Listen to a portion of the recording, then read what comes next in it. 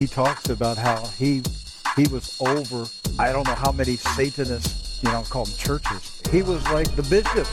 You gotta be kidding me. What was in her heart, you don't know what sin she'd committed, you don't know how much unbelief was there, you don't know whether she hated her husband. I don't think so. Why would anybody spend so much time ranting and raving about something that they don't believe in? Really? Welcome to Skeptic's Brewpub with Brother Brewer. And welcome to episode 20 of Skeptic's Brewpub. I'm Brother Brewer, and tonight the pub has actually gone mobile, and we're broadcasting live from the NWA Center of Equality here in Fayetteville, Arkansas. And sitting across from me tonight is Susan Hartman, the Executive Director of NWA Center for Equality. How are you doing tonight? I'm doing great. Glad to be here with you. Well, thank you for coming on. Now, if we could talk a little bit, well, first of all, let's go ahead and talk a little bit about your role as the Executive Director. You got elected in July, wasn't it? I started in April as a staffer here, and we were so focused on Pride and getting Pride taken care of that I started out as just a program manager. And then in July, that's when we kind of instituted our structural change, our organizational structure change, and I became the Executive Director. Oh, okay. And so, do you have any ties here to Arkansas, here locally, or did you just decide to move because it's Walmart Mecca, or what brought you out here? I was born and raised here I was born in Fayetteville, lived all over Northwest Arkansas, and somewhere around 2001, I decided to see a little bit more of the world, and I moved out of state and lived in quite a few different states, and then just last fall came on back home. Okay. Well, what got you started in becoming an activist? I mean, a lot of us have our different stories of why we got into our different levels of activism. Yeah. What's yours? Sometimes I don't think of myself as an activist because I don't think I work hard enough. But when I first came out, I'm just a natural volunteer. I've always been a volunteer. I was in a Key Club in high school. Straight out of high school, I started volunteering at a suicide prevention hotline. I've just always been community service oriented, and when I came out in the late 80s, I immediately connected with a group called Be Glad.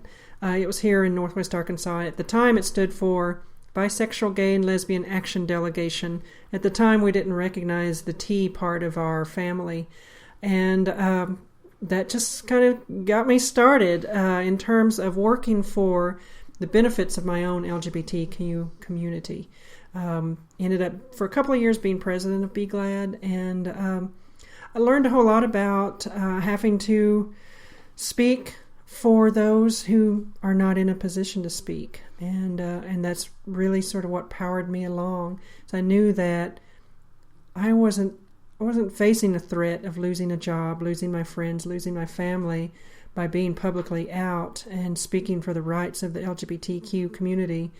And I knew that so many people couldn't take that risk. And that was just the fire, I guess you could say. Yeah, that's kind of the I think that's a fire for a lot of us, for me too, because with my own different kinds of activism, I try to be active in the LGBT community as an ally. Mm-hmm. So I don't really personally have a dog in the hunt, but I don't like to see.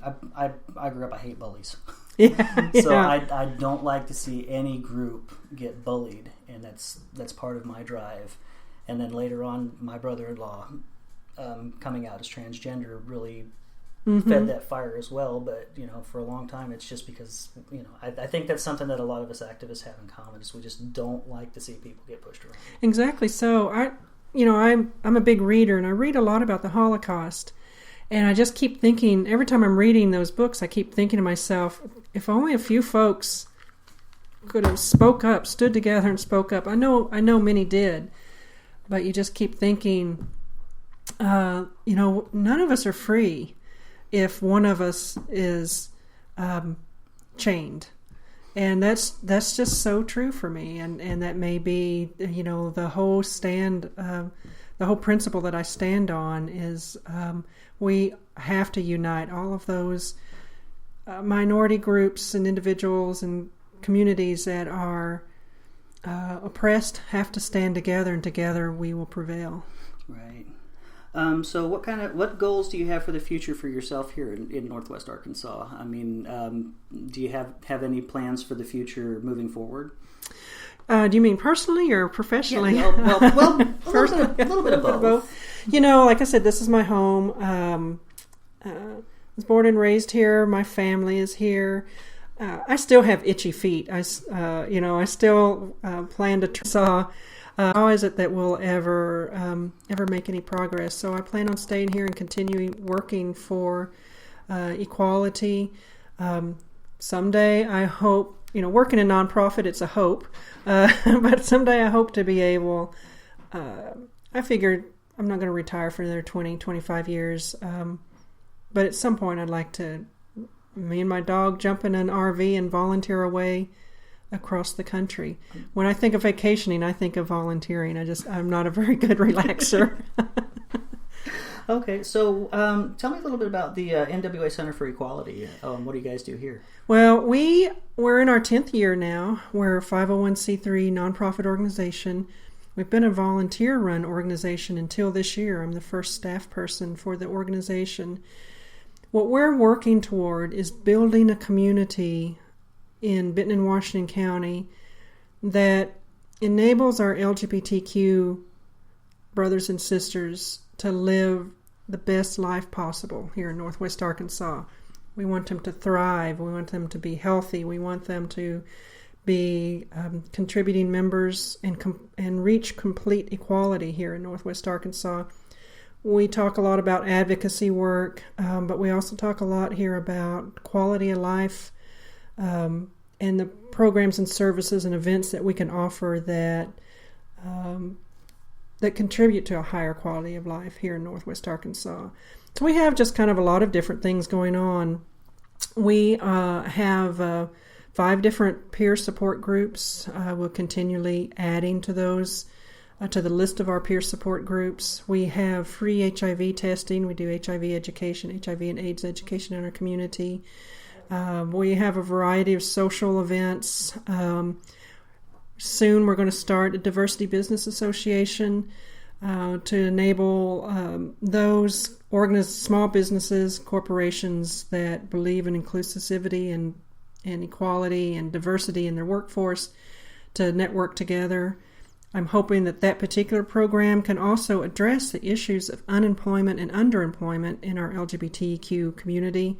I'm looking forward in the next couple of years of holding a diversity job fair to where if you're looking for a new job or a new career, you can come to that particular event and not have to worry that your gender identity, your gender expression, or your sexual orientation is going to be a barrier to a new career or a new job.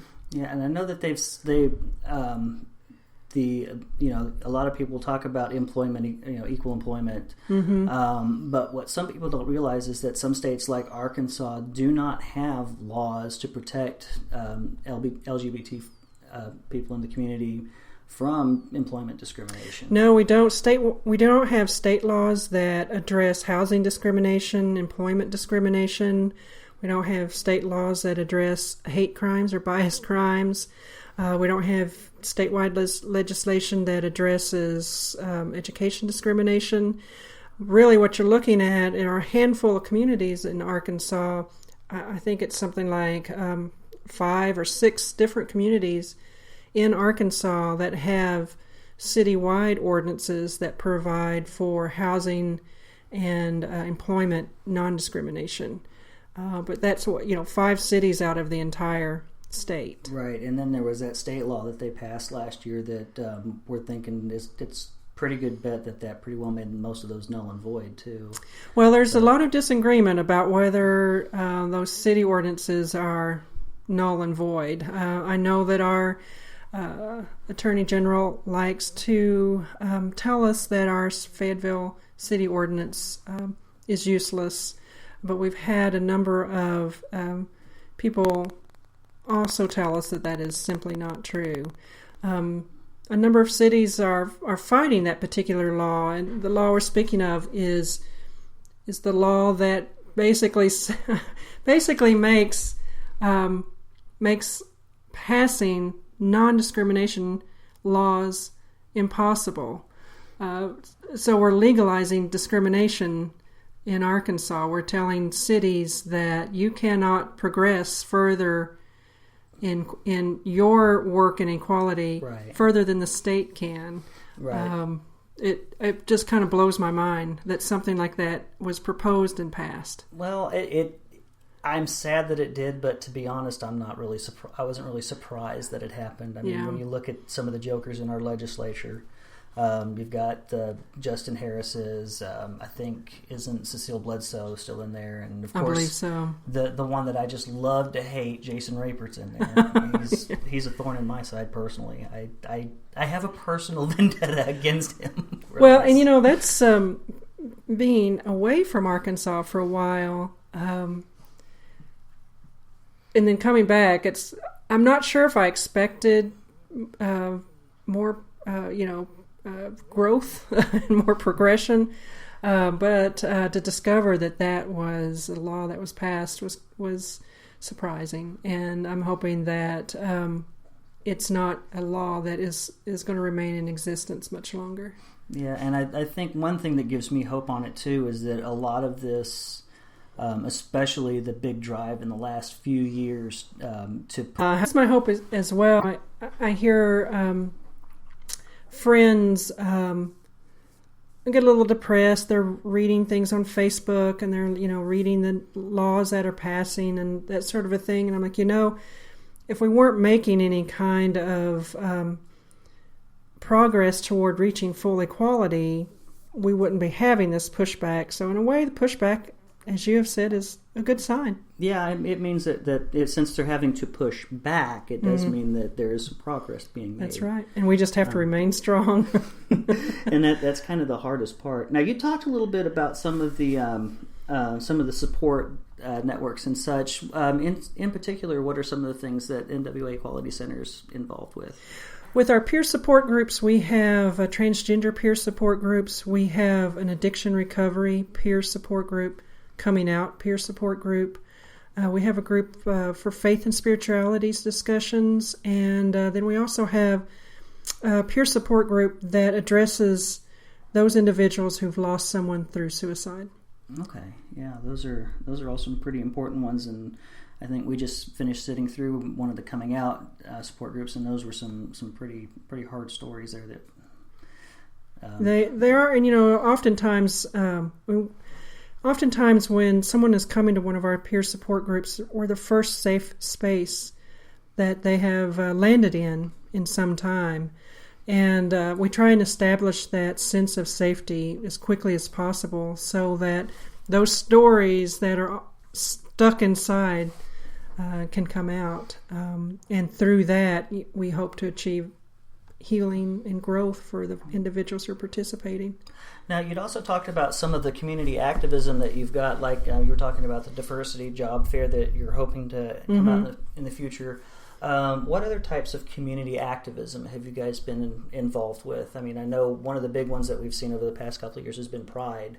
The Pride parades, but what other things as far as the getting out into the community and being an active force for change have you guys, as part of the Equality Center, been involved with? Well, we're continually finding common ground with a variety of different organizations throughout Northwest Arkansas, and we partner with them to work together to achieve some particular objective.